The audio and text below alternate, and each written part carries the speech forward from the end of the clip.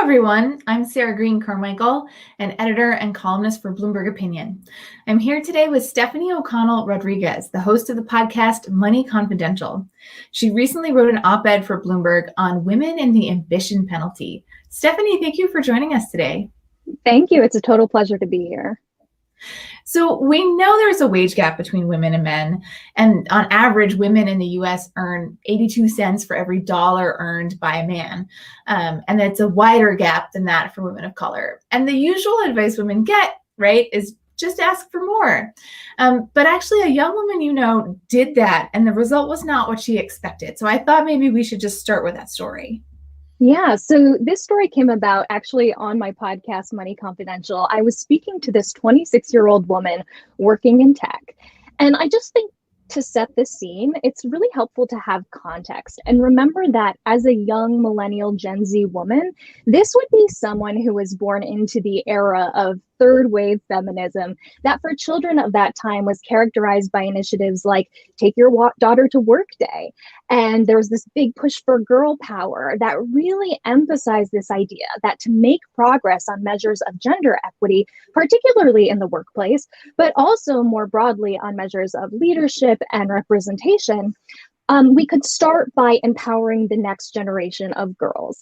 And in that transition from third wave feminism to fourth wave feminism, you have these young girls becoming young women coming of age, and girl power is shifting to girl boss in 2013. As this cohort is finishing college, entering the workforce, you get the publication of Lean In. And essentially what you get is this whole generation of young women coming into their careers, hyper aware of these historic and persistent gender gaps, and pretty motivated to do their part to close those gaps. And I think what we see probably most clearly in the surge of interest and conversation is this interest in salary negotiation among women and these lifelong directives to lean in, speak up, ask for what you want, start being put into practice. So in this particular case, this young woman had been through multiple rounds of the job interview process. And as she was doing so, she was really making sure to implement all the quote unquote best practices. And she was researching the company. She was reaching out to others who'd worked in similar positions. She was connecting with more senior women in the tech sector to try to get feedback. And eventually she gets through all of the rounds of the interviews and she gets a job offer. So she, again, consults with her network and she does some research. And given the role she's been offered, she finds that there's some consensus around asking for about 20% more salary-wise. So she goes back to the hiring manager and she asks, hey, can we get closer to this number? And the tone of the relationship, which at that point had been very positive, really shifts. It becomes very negative all of a sudden. They start questioning her again about why she wants to work at this company. They start asking her what her qualifications are, despite the fact that she's already been through many, many rounds of job interviews and they've already given her a job offer at this point. And so, she tries to just reinforce that she's really excited about the opportunity. She's really excited to work there. And long story short is the hiring manager totally puts the brakes on after this salary negotiation and rescinds the job offer. And what was particularly wild about speaking to this young woman is as she's grappling with the aftermath of her own experience, she finds that 3 other women in her network had something similar happen to them. When they attempted to negotiate, the company either ghosted them or rescinded the job offer. That is really alarming. And that's sort of every job applicant's worst nightmare because it's hard enough to get the offer and you are encouraged to ask for more. I mean, I remember being about that same age myself and awkwardly blurting out a request for a higher salary when I was trying to negotiate my salary. And my boss was kind of like, well, why? And I just sort of said, well, women are supposed to ask, right? I was told I had to ask. And like, it's obviously not, I did not do the homework that young woman did. I just sort of thought I should ask. Right. But that is sort of the message that you get from, the sort of empowerment Instagram posts, right? Is women should just ask. So what are some of the other sort of, pieces of wisdom that young women are absorbing that actually might backfire on them? Well, to your point, first off, I'm very skeptical of any advice that's delivered without nuance. For example, I don't think women should stop negotiating. That is not my message. But when we deliver this kind of advice in this really oversimplified way, ask for what you want, be more confident, speak up, negotiate, take what you deserve, right? We all know those messages. I think we're just setting women up for more situations like what this 26-year-old job seeker experienced. And I think the effect of that is much greater than this flippant response that we usually hear of the worst they can say is no. In fact, I asked this young woman what she thought of that mantra, the worst they can say is no. And what she said is that that probably works really well for men. And actually, a more realistic version of that saying would be that the worst they can do is demean you, gaslight you, tell you that you don't have the skills and experience that you do, tell you that you don't actually care about working at the company. And emotionally, it created a lot of imposter syndrome for her that hadn't been there before. So now she's feeling like, she's constantly second guessing herself and questioning whether she's really qualified. And she's struggling to push back against this kind of internalizing self-blame that she's experiencing. And that's the kind of emotional experience that, despite her best efforts, is going to be with her now as she's negotiating and moving forward in her career in the future. So I would say that the other kinds of blanket advice that I'm really skeptical of is not just this overly simplistic advice, but also advice that puts the onus on the individual to solve for systemic institutional problems, particularly putting the onus on those individuals who are historically marginalized and not in positions of power: women, people of color, disabled individuals, neuroatypical individuals, etc. But speaking more in the context of this idea, in this article, I would note that the overwhelming body of advice preached in the name of gender equity really just blames women for the problem. And I give a few examples in the piece that I think go beyond the general directives of, speak up and ask for more, to the true minutia that we hear a lot is like, stop using the word just, cut out phrases like, if not, no worries in emails, be cognizant of the pitch of your speaking voice so that it doesn't sound too shrill. I think what this advice has really done is it's actually kept us in a cycle of reevaluating as women our voice and our words and our hair and our bodies and our clothes and our behaviors, instead of really taking the time to reevaluate the systems, the organization, and the culture that is penalizing those ambitious women. Mm-hmm. Well, and talk a little bit about the penalties, because I think if you do things, even small things like eliminating exclamation points from your emails, there might be a backlash that you were not expecting. Exactly.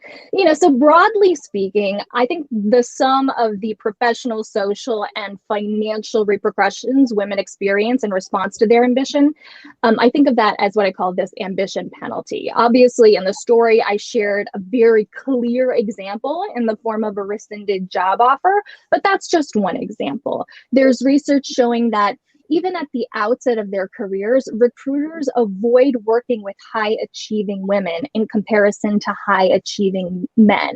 When women do reach leadership positions, they're more likely to be disliked and disrespected by their peers. They're more likely to be labeled aggressive and demanding compared to their male counterparts.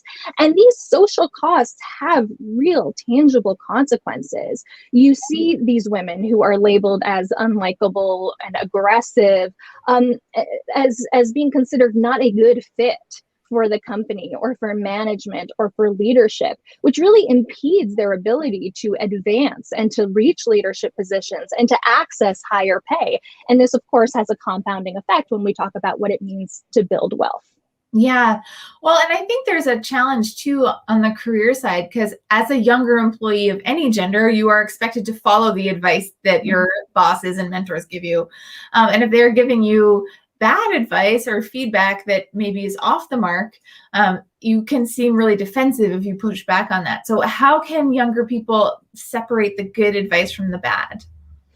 Absolutely. So I think that it's really important for all of us, but especially young professionals, to find those trusted mentors and sources of support who offer advice that acknowledges the realities of these biases and then contextualizes their advice within those realities, within that framework. Unfortunately, there are still very few women, people of color, and other historically marginalized individuals in positions of power to this day. So this can actually be quite difficult. And it might require building out a network that's broader than your own organization. If you can't find those champions within your own company, okay, maybe you can find someone else in your industry or industry adjacent, or you can look at online networks. Unfortunately, given how persistent gender gaps and bias remain, it might mean being on the lookout for an alternative workplace and new environments where your ambition is going to be championed and supported rather than penalized. Yeah, I think, I want to sort of give some advice to the people giving the advice if we can. Yeah. I think, when I was younger, I also had gotten advice to be more deferential, more, diffident, to sort of start. I was apparently expressing my ideas too confidently. And, when I have relayed that story to people, they're like, oh, that's super sexist and wrong. A man would never get that advice. And it's like, well, that's probably true. But at the same time, following that advice, as flawed as it was, I think helped me make more friends in the organization and be more influential. So I really struggled to sort of know what mentors should do here. Because on the one hand, you don't want to let someone continue to ruffle feathers if it's not serving them. But on the other hand, you don't want to replicate a system that's keeping people down. So what should mentors do, and what should they say when they're kind of trying to help someone navigate that? Yeah, so I think the first thing, obviously, is just being aware that this is happening. When you are aware of bias, you can better manage it. And it really is on mentors to kind of be the ones communicating that. It's when you're a mentor, part of it is like, okay, how do I get out ahead of what this person is about to experience, given what I know historically about bias and discrimination in the workplace? And so I think it's really incumbent upon us as people who are offering advice to give it with that context in mind. I also think one thing that we can do is, I hate to give advice to women themselves, but I think, to your point, it is important. We do want women to advance, and unfortunately, these are the structural systems that we are in. So we do need to figure out a way to make it work for us. So what mentors can do is, give advice that is going to be is not going to trigger these penalties for women quite as much. For example, what people are really responding to when they are penalizing ambitious women is this it's this double bind. So what happens is we have these expectations of how men traditionally are supposed to behave and how women are traditionally supposed to behave. And unfortunately, a lot of the traits associated with leadership are traditionally considered masculine traits. And so in order to advance, we're telling women, okay, speak up, be confident, be more assertive. These are masculine traits. Unfortunately, where the backlash comes in is when women are expressing traits that are considered masculine, that's what triggers these penalties. That's what triggers this unlikability and this backlash. It's this behavior that counters our own expectations. So mentors, knowing that happens in the workplace, can say, okay, so what are the ways we can have the women in our organization be able to be assertive, be able to be bold, and not get that backlash? Okay, well, one thing we can do is tell these women that if they frame their goals and their ambitions within a communal framework, what it does for the company, what it does for the organization, that might be perceived as more socially acceptable because that is something that is seen as more of a feminine quality, this nurturing quality, this caring for others. So unfortunately, these are the realities that still exist. And while I would say, burn it all down and let's just fix it from the ground up, that's not the reality. So we kind of have to kind of find these workarounds to make the bold, assertive behavior that lets women advance be seen as more socially palatable. And the way you can do that is kind of by framing goals within this communal framework. Yeah. Well, and it's interesting to hear you talk about the research, because one of the studies you mentioned in your piece that I was found fascinating really tied the backlash to the pursuit of power by women, not necessarily holding it. And in the study, women were randomly assigned positions of power, and that somehow made them not as unlikable as women who sought power, which really reminded me of Hillary Clinton, as Secretary of State, had these great approval ratings, and then she runs for president and suddenly she's not likable anymore. So I'm curious to know, why do you think that we are more comfortable with women having power than we are with women pursuing power? Yeah, it was so interesting when I found these two studies, actually. One showed that when a woman had arbitrarily been assigned to the leadership role, she incurred fewer interpersonal penalties than when she actively pursued it. The other study showed that when a woman reached a successful financial position through a lucky break, again, she was less likely to incur penalties than a woman who actively pursued that. So what these studies do is they just kind of support the idea that it's the ambition itself that seems to trigger the backlash. And what this all really comes back to is just this entrenchment of these traditional gender norms and expectations. This idea that males should behave in a way that's stereotypically masculine, and the idea that females should behave in this way that's stereotypically feminine. The problem with these expectations, again, and traditional gender roles more broadly, is that stereotypically feminine traits, nurturing, caring, these are not compatible with the way we, at least right now, measure and evaluate leadership and a lot of measures of professional success. So this is this double bind, this catch-22, that in order to gain professional success, women need to assert these traditionally masculine traits by being assertive, by being bold, all of these things we talk about. But because those traits violate traditional gender norms for women, they're penalized for doing those very things. And again, this isn't just about being considered unlikable. The ambition penalty considers all the costs. Yes, the social costs of being disliked or being labeled aggressive, but also the way those social costs often translate into tangible outcomes like the denial of job opportunities, raises, promotions, etc. Yeah, well, and I think in part there's pressure to downplay your achievements by sort of framing them as lucky breaks, or framing them as, oh, it wasn't that big a deal, I was happy to help, even if you really worked your tail off for it. And that makes it harder to then desert. If it's no big deal and you were happy to do it, you shouldn't necessarily then argue for more money. You have a stronger negotiating position if you're like, yeah, that was really hard and I really worked all weekend on it, and I'm, grateful for your thanks, or whatever it is. So I want to shift slightly and talk about what companies can do, because obviously, if we're talking about the need for systemic change, part of that is the corporation. So how can corporations do a better job of supporting women's ambition and not having these penalties? Yeah, so I think across the board, mentors, women, and companies themselves, first step is just acknowledging that these biases exist within all of us, women too. All of us have these biases. It's important to understand this as something that's bigger than an individual level. It's a cultural and it's a systemic thing. So when we do that, what happens is that we stop making these assumptions that so often govern the way we think about women in the workplace and why they are not in certain positions and why they are not in certain roles. For example, attributing the fact that women are not in leadership positions because of a lack of interest or because of some kind of inherent gender differences. This is a result of not acknowledging these kinds of penalties and biases.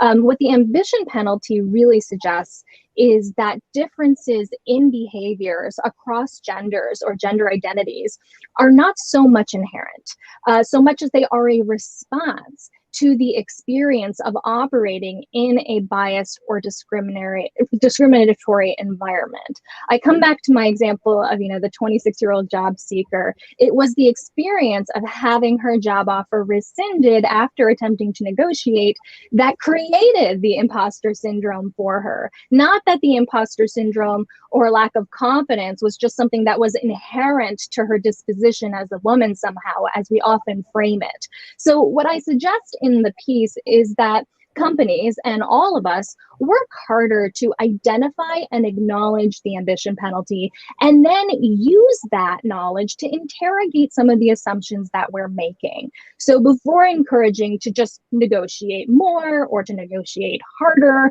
perhaps it's useful to ask ourselves why there might be some hesitancy to negotiate in the first place. Could it be for a realistic fear of backlash rather than just this presumed lack of interest or confidence? So before we assume that women just don't prefer to take high-paying jobs or are opting out of the workforce spontaneously, perhaps it's worth asking why women might not initially feel welcome in those positions or in the workplace after becoming, mothers, for example.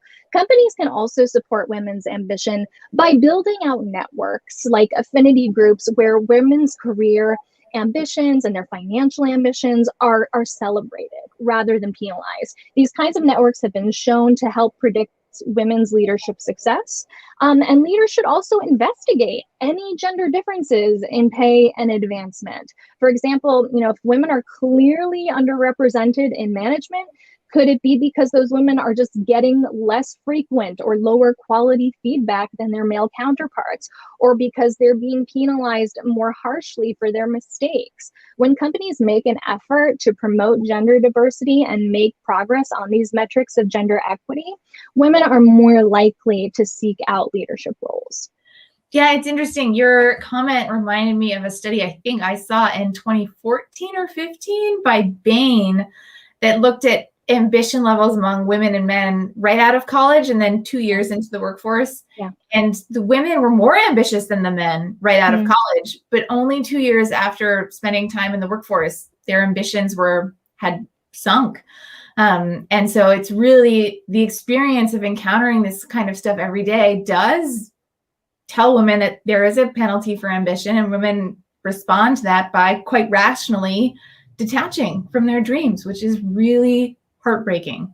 Yeah, I call what you just described the empowerment cliff, because at the top, I was kind of setting the framework for how we've really tackled gender equity through this next gen approach. It seems it's always about the girls. If we just give the girls power, if we just give them the right messaging, then when those girls become women, they're going to be able to conquer anything. But I think what we're seeing is, you have millennial women now in their career primes, and the measures of gender equity have not moved. It is stalled. And so that approach is not working. And that's because what happens is as soon as those empowered girls enter the workplace, they start facing these penalties and they start adapting their behavior, because the fact is the workplace is not supporting those girls as fully grown women doing the things that they were taught to do. Mm-hmm. And I don't want to let you go without asking you a little bit about the wealth gap and ambition penalties, maybe on the home front. Yeah. The wealth gap is even bigger than the wage gap. Women own only 32 cents for every dollar that a man owns of wealth. And I'm just wondering, when wives do typically control a ton of household spending and budgeting decisions, and husbands do tend to do more long-term financial planning. So I'm just wondering, to what extent is there an ambition penalty in our romantic relationships that also maybe contributes here? I'm really glad you brought this up. And to be fair, there's not a ton of research in this arena, but I think what there is suggests that the ambition penalty exists at home as much as it does in the workplace. For example, one study found that when a female partner earns more than 40% of the household income, male stress levels rise, relationship satisfaction goes down. the men who, when men are married to breadwinning women, they're 3 times more likely to cheat.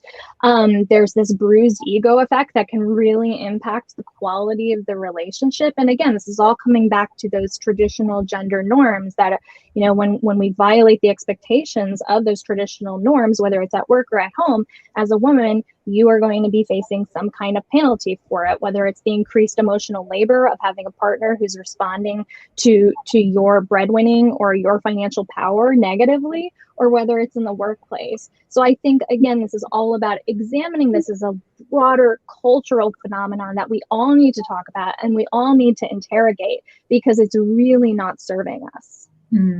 Stephanie, thank you so much for chatting with us today. And I hope that this has helped some people watching maybe figure out how to do this difficult dance.